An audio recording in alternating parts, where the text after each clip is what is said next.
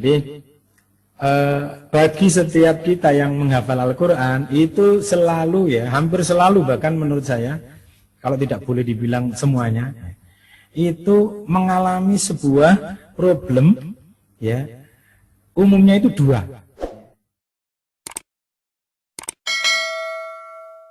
Bisa salah satu, bisa dua-duanya. Apa problemnya itu? Pertama adalah sulit menambah hafalan. Satu itu. Tadi katanya Pak Effendi begitu ya. Nah, yang kedua itu adalah yang sudah dihafal ini mudah hilang, ya. Mudah hilang. Nah, sehingga kalau Bapak Ibu tidak punya persoalan ini, nggak akan ikut pelatihan metode mudah menghafal ini. Ya. Kira-kira betul tidak itu ya? Jadi problem kita itu umumnya adalah nambah hafalannya susah, lalu hafalannya mudah hilang.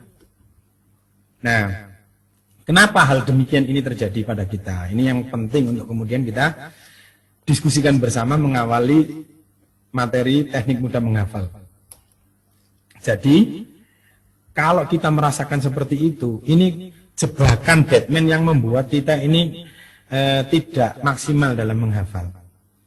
Ya, saya sebut jebakan Batman itu jebakan yang membuat kita ini punya potensi gagal. Ya. Kenapa bisa terjadi seperti ini ya? Kita merasa seperti itu ya. Sulit nambah hafalan, hafalannya itu mudah hilang. Itu karena umumnya kita yang ingin menambah hafalan atau berproses menghafal itu terjebak kepada orientasi ya. Yang dipikirkan itu adalah gimana caranya target hafalan itu tercapai ya. Gimana caranya saya nambah hafalan dan yang diinginkan itu gimana caranya menambah hafalan dengan cepat. Jadi yang menjadi perhatian itu adalah gimana caranya kita cepat menghafal, dan kalau sudah hafal itu gimana caranya hafalan kita nggak hilang selama-lamanya. Ya. Jadi kita yang dipikirkan begitu. Ini penyakit bagi kita semua ini. Ya, saya istilahkan penyakit. Karena dengan kita memiliki cara berpikir, cara pandang ya, orientasi seperti itu, gimana caranya kata orang Jawa itu, ya apa caranya saya itu bisa cepat hafal Al-Quran. Kalau ada metode yang sehari hafal 1 juz, saya akan ikuti itu pelatihannya kan gitu. Ya. Bahkan kalau ada yang 1 hari bisa 30 juz, akan ikut itu gitu. Ya. Nah, ini penting ya. Jadi kita terjebak kepada sebuah situasi yang mendorong kita untuk punya perhatian fokus pada gimana caranya kita cepat hafal Al-Quran itu, lalu kemudian bagaimana caranya hafalan yang kita miliki itu tidak hilang-hilang gitu. Nah, dampaknya Bapak Ibu, kalau kita punya persepsi orientasi begitu, dampaknya itu nanti kita mudah kelelahan batin kita ini. Mengalami kelelahan batin. Ya. Dan tidak jarang kemudian ketika tidak bisa menyelesaikan kelelahan batin itu terjadi keputusasaan. Ya. Keputusasaan dalam hal menghafal ini. Ya. Akhirnya ya semakin dijauhi menghafal Al-Quran. Ya. Kenapa? Karena yang dia alami tidak sesuai dengan harapan atau keinginan yang didamba-dambakan. Ya. Nah, jangan sampai kita mengalami situasi seperti itu. Itu adalah awal kegagalan kita menghafal Al-Quran atau menambah hafalan Al-Quran. Jadi solusinya gimana? Solusinya menurut kami kurang lebih adalah perlu memperbaiki mindset kita tentang menghafal Quran itu. Kita perlu memperbaiki cara pandang kita tentang menghafal Al-Quran. Ya. Ini harus diselesaikan dulu. Kalau mindset kita keliru, maka ya sudah, kita punya modal untuk gagal menghafal Al-Quran. Nah, Bapak Ibu yang dirahmati oleh Allah Subhanahu Wa Taala, jadi mindset menghafal Al-Quran itu ya adalah saya ingin mengajak kita melandasi dengan 2 dalil. Dalil yang pertama itu dalil di dalam Al-Quran surat Al-Qamar yang Allah sampaikan kepada kita, jelas ya, Allah sampaikan kepada kita. Ya. Apa? Ya. Jadi Allah berfirman dalam surat Al-Qamar, yang di dalam surat Al-Qamar itu ada 4 ayat yang mirip, sama persis. Ya. Allah berfirman, A'udzubillahi minasyaitonirrajim. Wa laqad yassarnal Qur'ana lidzikri fahal mim muddakir. Dan sungguh telah kami mudahkan, kata Allah. Apa yang dimudahkan oleh Allah? Al-Quran, yaitu Al-Quran. Lidzikri, untuk dipelajari, untuk diingat. Ya. Fahal mim muddakir. Maka PR-nya, persoalannya itu adalah, adakah yang mau mengambil pelajarannya? Jadi di ayat ini Allah janjikan kepada kita, Al-Quran itu dimudahkan oleh Allah. Untuk apa? Untuk diingat. Ya. Untuk diingat, untuk dipelajari, lidzikri, untuk diingat. Nah, di antaranya untuk diingat itu apa ya? Dihafal. Ya. Artinya apa? Hakikat Al-Quran ini dibikin oleh Allah mudah untuk dihafal. Nah, mudah untuk dihafal. Ya. Jadi kita kembali ke hakikat yang disampaikan oleh Allah Subhanahu Wa Taala, dan Allah tidak pernah berdusta terhadap janjinya, karena Allah Maha menepati janji. Makanya jangan heran ada orang yang, mohon maaf, tidak bisa melihat matanya tapi hafal Al-Quran, sementara kita yang matanya lengkap atau sehat tidak bisa menghafal Al-Quran. Karena persoalannya ini bukan masalah bisa melihat atau tidak bisa melihat, tapi memang itu Allah berikan kemudahan itu kepada yang Allah kehendaki. Dan semestinya setiap kita itu punya fasilitas ini, dapat fasilitas ini, jika mau mengambil pelajarannya. Gitu. Nah, yang kedua adalah hadis yang diriwayatkan oleh muttafaqun alaih, Imam Bukhari dan Muslim, ya. Hadis ini sangat terkenal, ya, dan mungkin sebagian umumnya kita mengenalnya. Apa itu? Allah, Rasulullah memberikan gambaran kepada kita. Ta'ahadu, ya. Apa itu? Hendaklah kamu selalu terikat bersama-sama dengan apa? Al-Qur'an, dengan Quran. Jadi hendaknya kita ini terikat bersama-sama terus-menerus berinteraksi dengan Al-Quran. Fawalladhi nafsu, maka demi zat, ya, yang jiwa Muhammad itu biadihi, ada di tangannya, kata beliau, lahu asyadu, ya, tafallutan, sungguh hafalan Quran itu sangat mudah lepas. Ya, sangat mudah hilang, sangat mudah lupa, ya. Minal ibili min ukuliha, daripada cepatnya seekor unta terlepas dari pengikatnya. Jadi dari hadis ini kita diberi gambaran hakikat Al-Quran itu, di samping yang pertama tadi dari Al-Quran itu mudah dihafal, hakikat yang kedua memang mudah lepas hafalan itu, ya. Nah, kira-kira kenapa kita ini sulit menghafal? Berarti ada persoalan di kita. Bukan Al-Qur'annya ini sulit dihafal, kitanya yang sulit menghafal. Ini ada apa? Ya.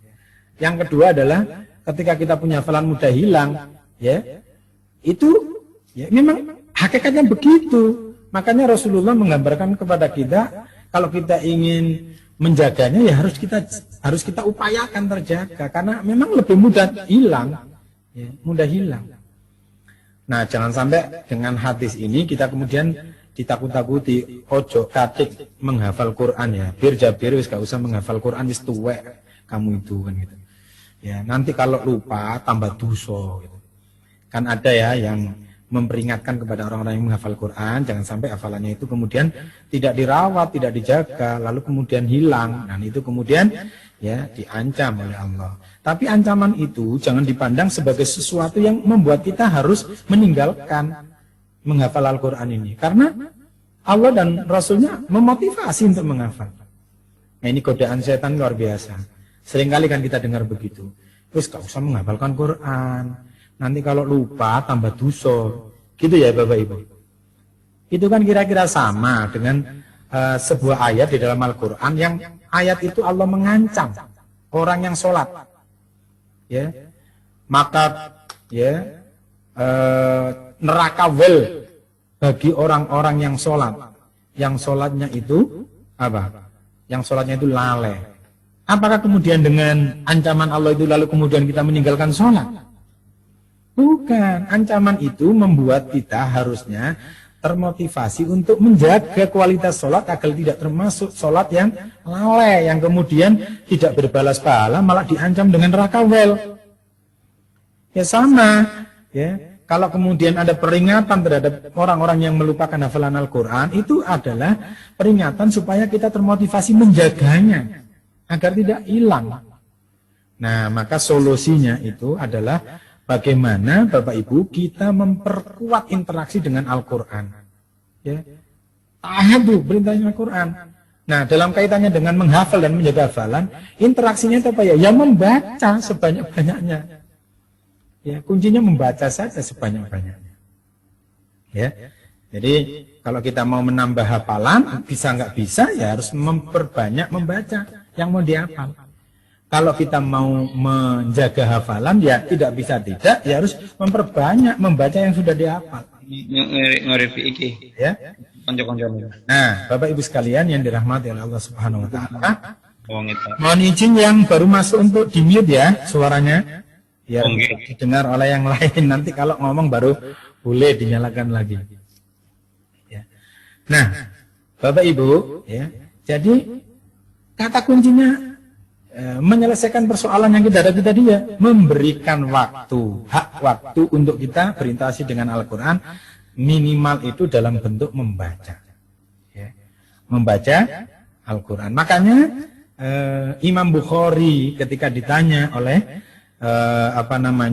orang-orang di sekitarnya itu tentang hafalan, beliau menjawab begini, ya, hafalan itu tidak aku lihat kecuali adalah sebuah proses melihat kata-kata dan membunyikan berulang-ulang, karena sejatinya itu adalah hafalan. Jadi menghafal itu atau hafalan itu adalah baik menjaga atau menambahnya itu ya membunyikan, berarti membaca berulang-ulang. Nah, tahu kan kita semuanya siapa Imam Bukhari itu?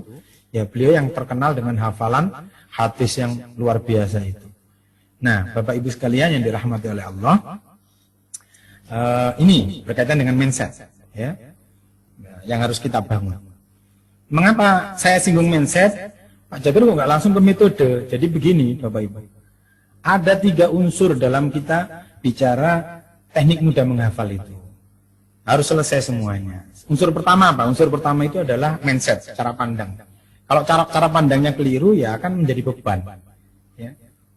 Kemudian yang kedua itu adalah memiliki strategi, kiat dan trik.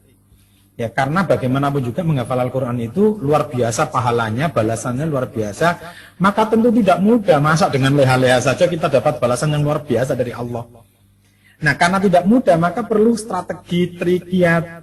Ya, supaya kita bisa berlangsung terus-menerus situasi dan kondisi serta hambatan dan tantangan apapun yang kita hadapi itu bisa kita lewati. Dan yang ketiga itu adalah kita harus berani memilih metode sebagai bagian bentuk dari ilmu.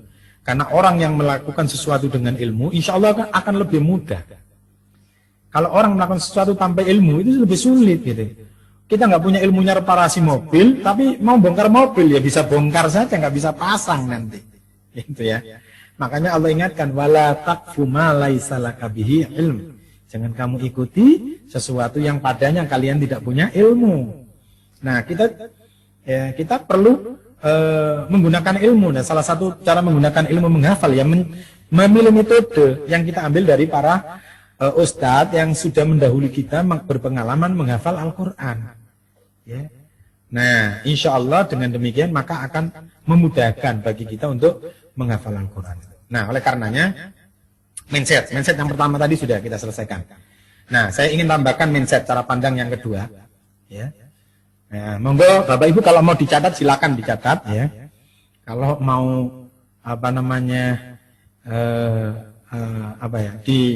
misalnya saya nyampaikan terus ada yang mau ditanyakan langsung ditanyakan boleh.